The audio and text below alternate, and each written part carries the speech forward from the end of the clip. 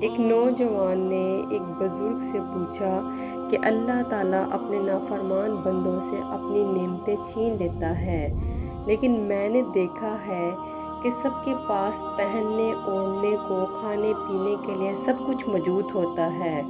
اللہ تعالیٰ تو کسی سے کچھ بھی نہیں چھینتے۔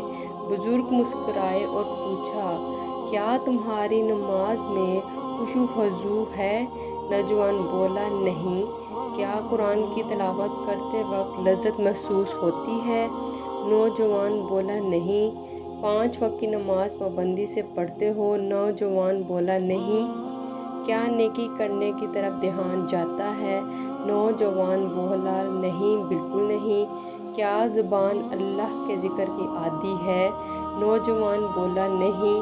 تب بزرگ نے جواب دیا، یہی اللہ کی نعمتیں ہیں جو اللہ اپنے نافرمانوں سے چھین لیتا ہے۔ موجودہ دور میں ہر مسلمان اللہ کی دی ہوئی مادی نعمتوں کو پا کر خود کو دنیا کا خوش قسمت ترین انسان سمجھتا ہے کہ میرے پاس تو اللہ کا دیا ہوا سب کچھ موجود ہے، جبکہ وہ نعمتیں ہماری آزمائش ہیں۔